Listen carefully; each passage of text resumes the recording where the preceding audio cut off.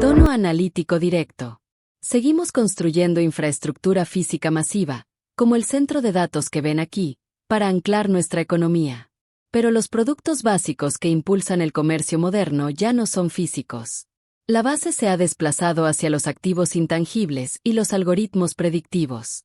La verdadera capital del siglo XXI es el flujo invisible de datos que opera dentro de estas máquinas. Estamos extrayendo, procesando y monetizando pulsos eléctricos traducidos a código.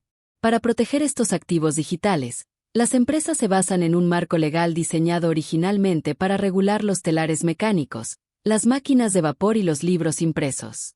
Mire esta fotografía del París del siglo XIX. La estandarización internacional de la propiedad intelectual comenzó exactamente en entornos como este, con la Convención de París de 1883. Las reglas se crearon para las fronteras físicas, los bienes tangibles y el lento ritmo del comercio marítimo.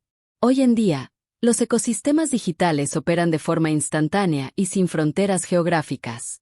Un sistema legal estricto, basado en la geografía, intenta gobernar una realidad sin fronteras y a la velocidad de la luz. Para comprender cómo sobreviven realmente las empresas digitales, debemos observar la base académica expuesta en este texto. Debemos de construir la anatomía jurídica invisible y superpuesta que protege la tecnología moderna. Esta fricción estructural entre leyes anticuadas y la tecnología actual crea una brecha. Para una startup, no superar esa brecha significa que su activo más valioso, su código o sus datos, podría no pertenecerles legalmente en absoluto. Un producto digital nunca depende de un escudo legal único y monolítico. Para ver cómo funciona esta matriz, realicemos ingeniería inversa en una aplicación. Al aislar la capa superior, la interfaz de usuario y el código fuente, se revela una obra literaria, automáticamente protegida por derechos de autor. Pero los derechos de autor solo protegen la expresión exacta, no las ideas funcionales. La capa intermedia, la lógica algorítmica central, requiere una patente de tecnología. Obtener una patente requiere criterios estrictos. La solicitud debe demostrar novedad y, fundamentalmente, debe demostrar una actividad inventiva técnica específica. Este grave obstáculo legal existe porque los algoritmos son conceptos matemáticos. Demostrar que resuelven problemas industriales concretos requiere una precisión inmensa. Finalmente, la capa fundamental. Los algoritmos son inútiles sin conjuntos de datos masivos, regidos por un tercer mecanismo. En regiones como la Unión Europea, esto está protegido por generosos derechos de bases de datos, un régimen legal único construido enteramente para proteger las bases de datos. Un estratega tecnológico no puede confiar en una sola ley. Deben alinear simultáneamente los derechos de autor del código, las patentes del algoritmo y los derechos generosos de los datos, solo para mantener un solo producto legalmente viable. El modelo propietario altamente protegido que acabamos de deconstruir se opone directamente al ecosistema de código abierto. Cuando las empresas aplican una protección de propiedad extrema, crean cuellos de botella artificiales. Al bloquear todos los algoritmos e interfaces, obstaculizan la interoperabilidad y obligan a los desarrolladores a reinventar constantemente las herramientas funcionales básicas. Los modelos de código abierto y las licencias Creative Commons evitan por completo este cuello de botella. Permiten a los desarrolladores compartir y modificar código libremente, pero esto requiere que las empresas abandonen las ventas de software tradicionales y busquen estrategias de monetización alternativas. La tensión entre la colaboración abierta y la propiedad cerrada obligó a rediseñar cómo se transfiere la propiedad digital al consumidor. El mercado respondió con software como servicio o SaaS.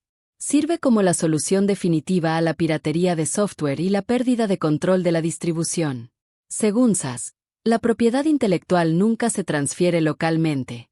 La propiedad se reemplaza por el condicionamiento de acceso remoto. Alquilas un puente temporal a un servidor. Este control remoto se mantiene mediante contratos inteligentes autoejecutables y parámetros de licencia automatizados que pueden revocar instantáneamente el acceso si el usuario viola los términos. Debido a que el software está alojado de forma remota, las empresas incorporan estrictos acuerdos de confidencialidad directamente en sus términos de servicio, creando un firewall legal para proteger los secretos comerciales operativos en la nube. SAS convirtió con éxito la propiedad intelectual de un producto físico estático y vulnerable en una relación de servicio continua y estrictamente controlada. Volvamos al concepto de protección sui generis de bases de datos para ver dónde esta arquitectura legal comienza a resquebrajarse bajo presión. La Directiva Europea de 1996 estableció que los derechos sui generis protegen la inversión financiera y logística necesaria para recopilar y organizar datos. No protege explícitamente los propios puntos de datos sin procesar individuales. La amenaza moderna a esa inversión es el web scraping automatizado de alta velocidad. Los bots apuntan sistemáticamente a las plataformas digitales, intentando extraer estas valiosas estructuras de datos a escala. Cuando los raspadores superan las barreras criptográficas o violan los términos de la plataforma para extraer una parte sustancial de esa base de datos, cruzan la línea de la extracción ilegal, lo que desencadena consecuencias legales. Hoy en día, los consumidores finales de los datos extraídos son los sistemas de inteligencia artificial. Esto crea un conflicto directo. Una IA requiere vastos océanos de datos de entrenamiento, que consumen las estructuras de datos protegidas y altamente organizadas construidas por creadores humanos. Los desarrolladores argumentan que entrenar una IA con materiales protegidos por derechos de autor se considera uso legítimo y tratan los datos como información educativa. Los creadores argumentan que se trata de una infracción masiva y no compensada. Se trata de una zona gris regulatoria muy controvertida. Mire el desglose en este diagrama de flujo. Se produce una crisis legal cuando la IA entrenada genera por sí sola un resultado novedoso y patentable.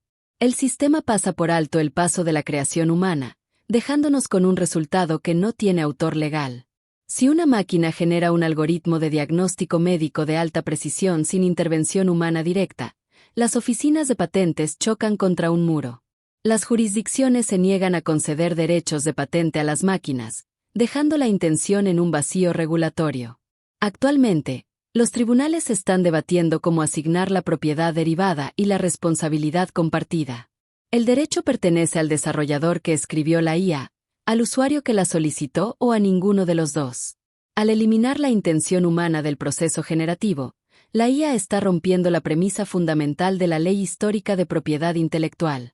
Si ampliamos nuestra perspectiva desde la arquitectura del software a los flujos globales de comercio electrónico donde se comercializan estos activos, el marco legal se fractura aún más.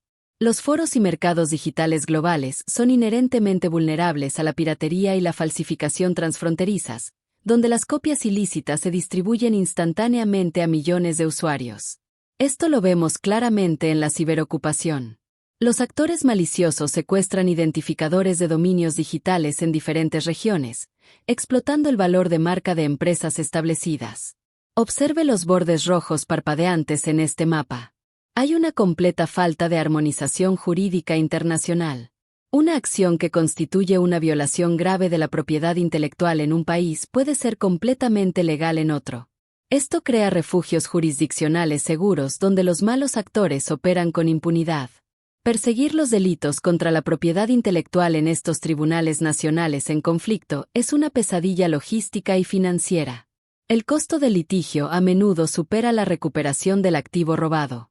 Si bien los activos digitales se mueven a la velocidad de la luz, la aplicación de la ley sigue atrapada en la geografía del siglo XIX. Para sobrevivir a esta falla jurisdiccional, el mercado privado ha construido su propia solución, licencias dinámicas y arquitectura de plataforma interna. Las plataformas digitales ya no esperan a los tribunales internacionales. Hacen cumplir sus propios límites de IP mediante moderación algorítmica automatizada, escaneo de cargas y bloqueo de contenido protegido en tiempo real. Utilizan sistemas rápidos de notificación y eliminación como los de la DMCA, actuando como escudos extrajudiciales que eliminan el material infractor en horas, no en años. Compare esta defensa automatizada activa con el proceso reactivo tradicional de presentar una demanda. Cuando un tribunal dicta sentencia, el activo digital ya ha perdido valor de mercado. La propiedad intelectual ya no es un escudo estático colgado en una pared, esperando a ser utilizado después de que se haya producido una infracción. La IP moderna es un protocolo cinético. Es una estrategia comercial constante y activa entretejida directamente en el código y los contratos del producto. La ejecución de esa estrategia forma la línea divisoria definitiva entre la disrupción tecnológica y la extinción comercial.